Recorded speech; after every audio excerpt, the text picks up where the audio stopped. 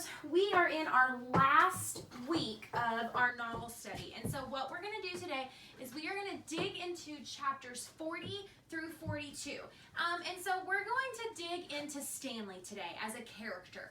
What we've learned about Stanley, what character traits could we assign Stanley? And so that's going to be our essential question today. What are two words that describe Stanley? Okay, and then we're going to use evidence to support. And remember, when I ask for evidence, I want it straight out of the book, right? Go find me two pieces of evidence in the book that support the two words that you chose. One piece of evidence for each word. So, we know character traits.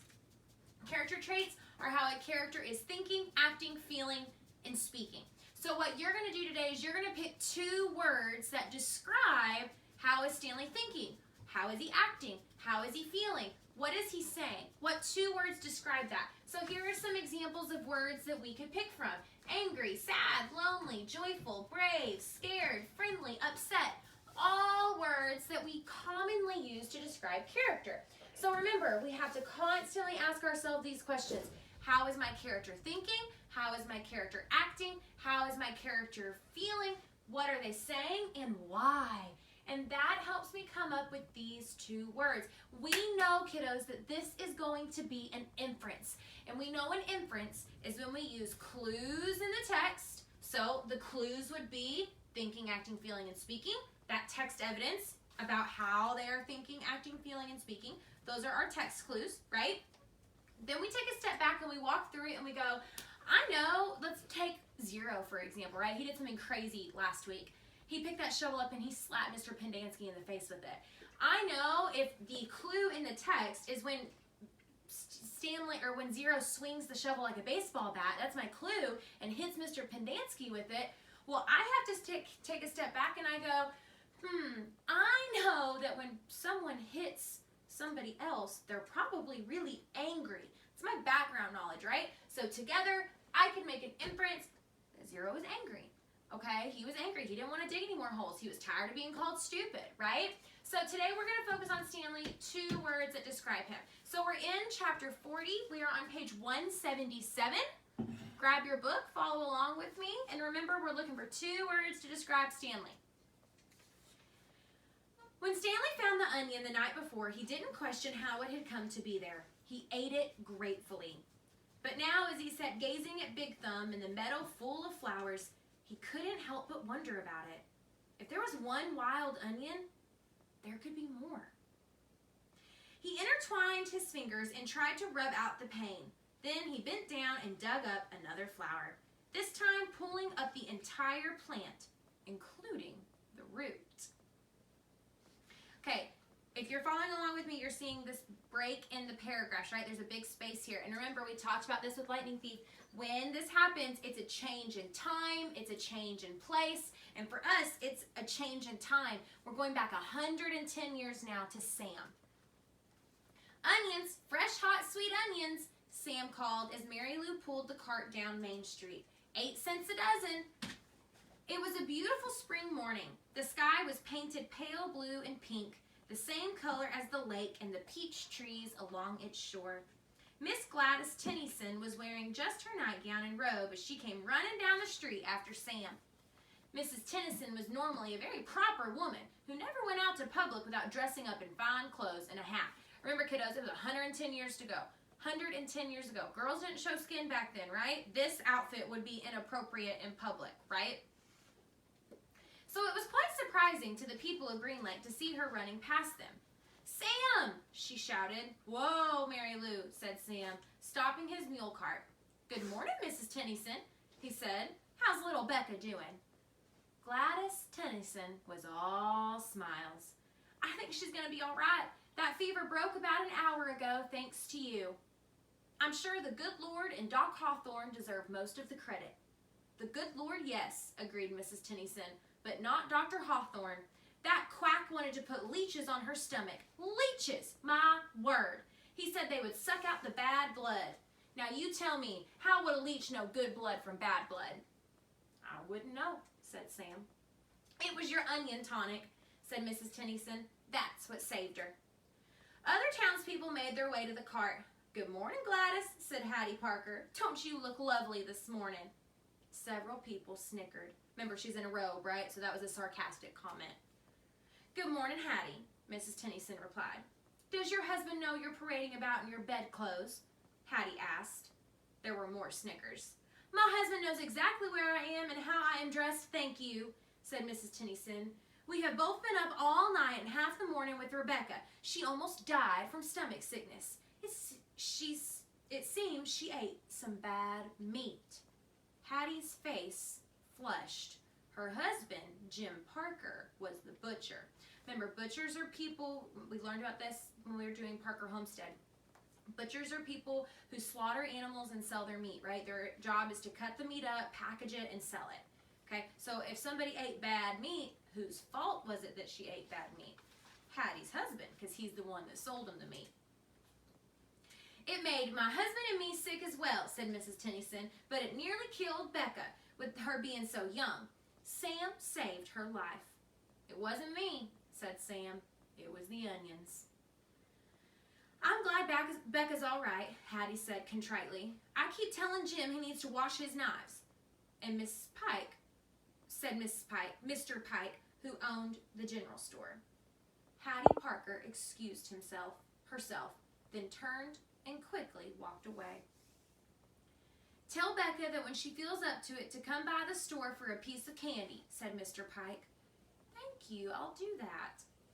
Before returning home, Mrs. Tennyson bought a dozen onions from Sam. She gave him a dime and told him to keep the change. "I don't take charity," Sam told her. A dime was a lot of money back then. "But if you want to buy a few extra onions for Mary Lou, I'm sure she'd appreciate it." "Well, all right then," said Mrs. Tennyson. "Give me my change in onions." Sam gave Mrs. Tennyson an additional 3 onions, and she fed them one at a time to Mary Lou. She laughed as the old donkey ate them out of her hand. Okay, and we've got 3 dots up here. This is telling us again the story is shifting. Stanley and Zero slept off and on for the next 2 days, ate onions, all they wanted, and splashed dirty water into their mouths. In the late afternoon, Big Thumb gave them shade. Stanley tried to make the hole deeper, but he really needed the shovel. His efforts seemed to stir up the mud and make the water dirtier. Remember, when Zero carried Stanley up the mountain, he dropped the bag of jars and he dropped the shovel, right? So he doesn't have it. It's somewhere on the mountainside. Zero was sleeping. He was still very sick and weak, but the sleep and the onions seemed to be doing him some good. Stanley was no longer afraid that he would die soon. Still, he didn't want to go for the shovel while Zero was asleep. He didn't want him to wake up and think that he'd been deserted. He waited for Zero to open his eyes. "I think I'll go look for the shovel," Stanley said. "I'll wait here," said Zero feebly, as if he had any other choice. Stanley headed down the mountain. The sleep and the onions had done him a lot of good as well. He felt strong. It was fairly easy to follow the trail they had made 2 days earlier. So they'd been on top of the mountain for 2 days, eating onions and all that. There were a few places where he wasn't sure he was going the right way, but it just took a little bit of searching before he found the trail again. He went quite a ways down the mountain, but still didn't find the shovel. He looked back up toward the top of the mountain. He must have walked right past it, he thought. There was no way he could have carried Zero all the way up from here. Still, he headed downward just in case. He came to a bare spot between 2 large patches of weeds and sat down to rest. Now he had definitely gone too far, he decided. He was tired from walking down the hill. It would have been impossible to carry Zero up the hill from here, especially after walking all day with no food or water.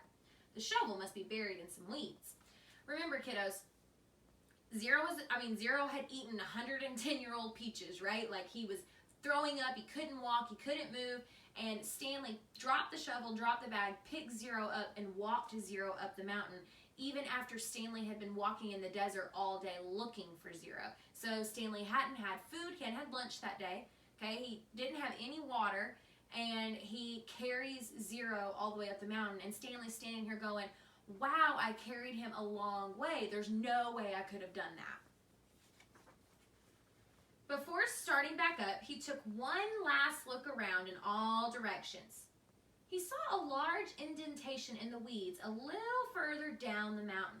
It didn't seem likely that the shovel could be there, but he'd already come this far. There, lying in some tall weeds, he found the shovel and the sack of jars. He was amazed. He wondered if the shovel and sack might have rolled down the hill, but none of the jars were broken, except for the ones that had broken earlier. And if they had rolled down the hill, it was doubtful that he would have found the sack and shovel side by side.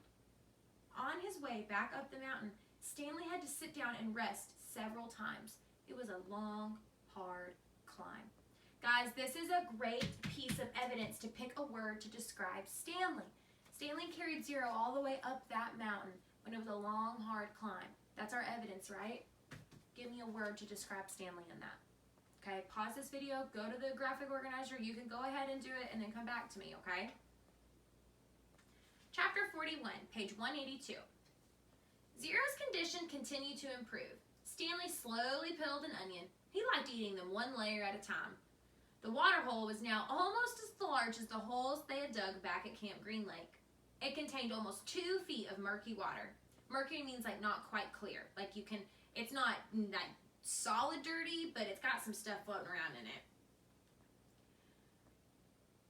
Stanley had dug it all by himself. Zero had offered to help, but Stanley thought it better for Zero to save his strength.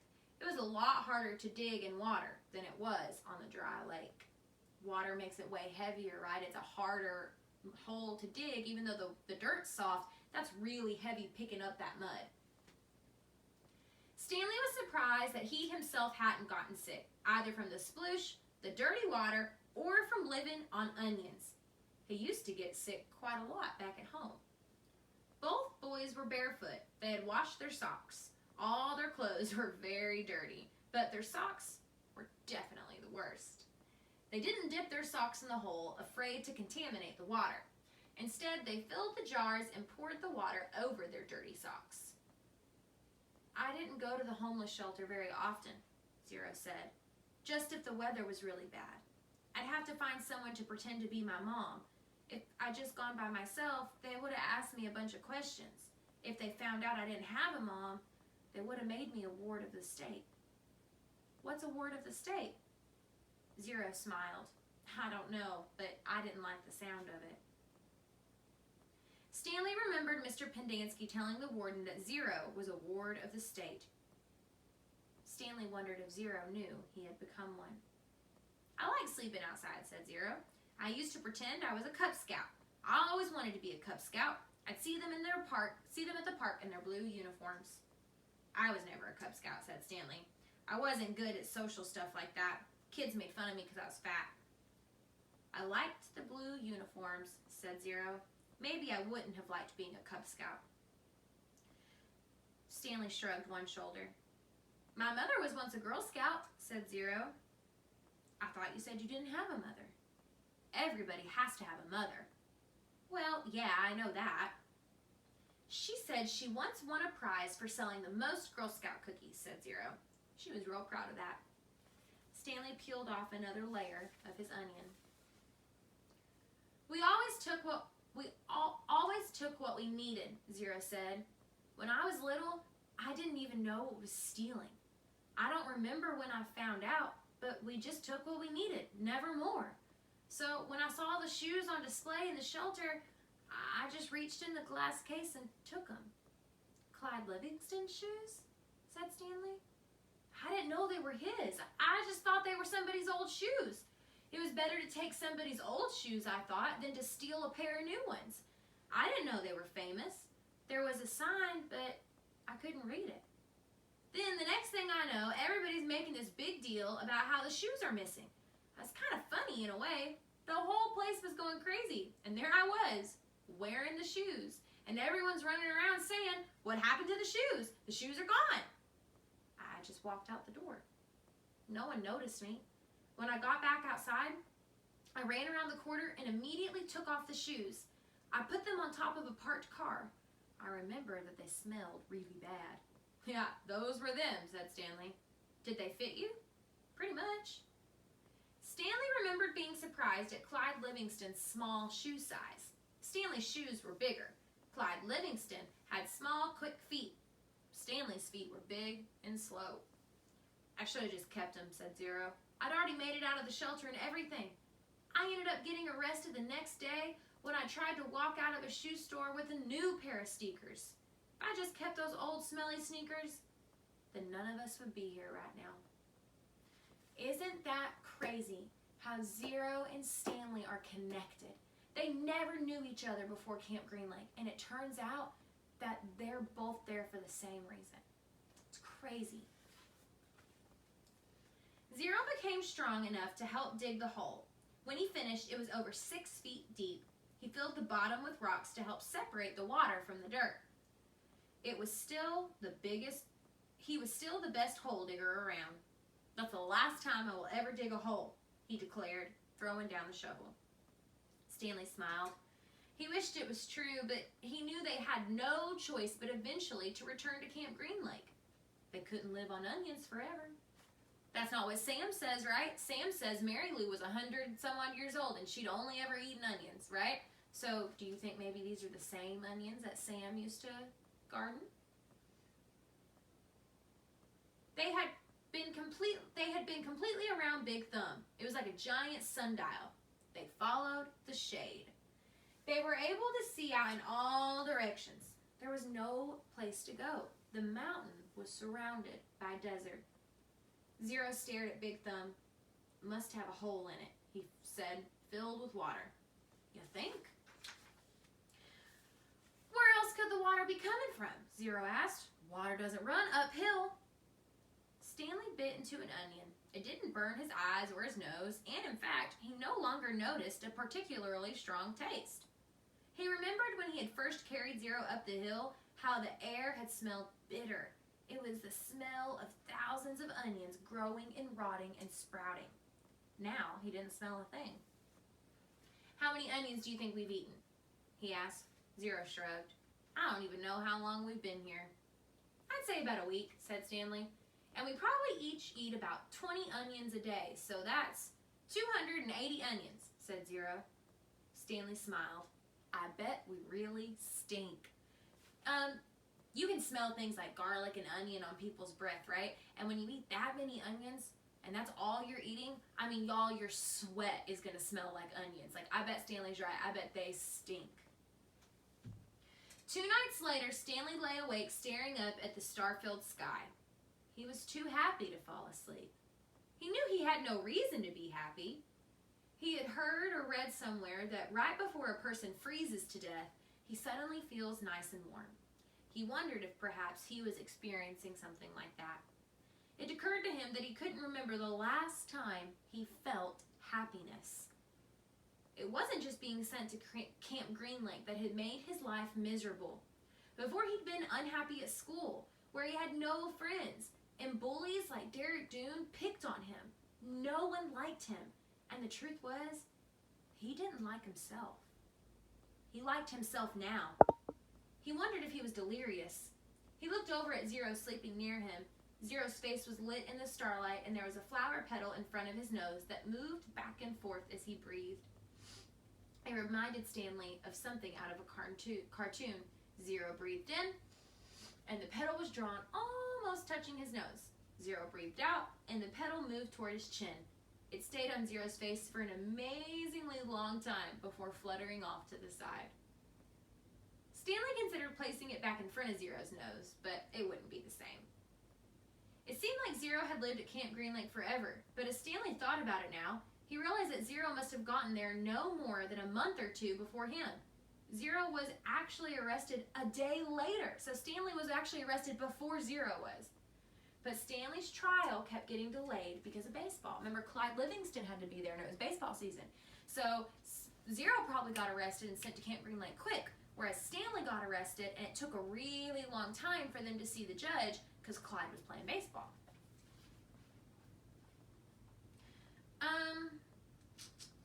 Where was I at? Sorry. He remembered that Zero had said a few days before, if Zero had just kept those shoes, then neither of them would be here right now. As Stanley stared at the glittering night sky, he thought there was no place he would rather be. He was glad Zero put those shoes on that parked car. He was glad they fell from the overpass and hit him on the head. When the shoes first fell from the sky, he remembered thinking that destiny had struck him. Now, he thought so again. It was more than a coincidence. It had to be destiny. Here's some more good evidence, kiddos. What word can we use to describe Stanley in this moment? What's he experiencing? How is he thinking? How's he acting? How's he feeling? What's he saying? We've got some good evidence of thinking. Tell me what you think he might be feeling right now. What's Stanley feeling right now? And then give me some evidence to back it up. Where's I at? I'm so sorry, guys. I keep losing my place. Bottom of 187, kiddos. Maybe they wouldn't have to return to Camp Green Lake, he thought. Maybe they could make it past the camp, then follow the dirt road back to civilization. They could fill the sack with onions and 3 jars with water. And he had his canteen as well. They could refill their jars and canteen at camp. Maybe sneak into the kitchen and get some food. He doubted any counselors were still on guard. Everyone had to think they were dead. Buzzard food. It would mean living the rest of his life as a fugitive. The police would always be after him. At least he could call his parents and tell them he was still alive, but he couldn't go visit them in case the police were watching the apartment. Although, if everyone thought he was dead, they wouldn't bother to watch the apartment. He would have to somehow get a new identity. Now I'm really thinking crazy, he thought. He wondered if a crazy person wonders if they're crazy. But even as he thought this, an even crazier idea popped into his head. He knew it was too crazy to even consider. Still, if he was going to be a fugitive for the rest of his life, it would help to have some money. Perhaps a treasure chest full of money. You're crazy, he told himself. Besides, just because he found a lipstick container with KB on it, that didn't mean that there was treasure buried there. What do you think he's thinking about? He's talking about the tube. What do you think Stanley's thinking about going to do? It was crazy. It was all part of his crazy feeling of happiness. Or maybe it was destiny. He reached over and shook Zero's arm. Hey, Zero, he whispered. Huh, Zero whispered. Zero, wake up. What? Zero raised his head. What is it? You want to dig one more hole? Stanley asked him. All right, kiddos, we'll pick up again tomorrow with 43 and 44, but today, remember, I want you to give me 2 words. Describe Stanley, 2 words to describe Stanley in these chapters today. Then back it up with text evidence, okay? There's a mini lesson on the next slide that tells you how to do this. I'm going to do the same thing with rock, paper, scissors, okay? So make sure you go and you watch that mini lesson if you're struggling. And remember, when we talk about characters, we're asking ourselves, how are they thinking, acting, feeling, and speaking, okay? And then pick a word to describe those thoughts, those feelings, those actions, or those words, okay? I love you guys. I miss you guys. I'm ready to see y'all again. And let me know if you have any questions, okay? Bye, kiddos.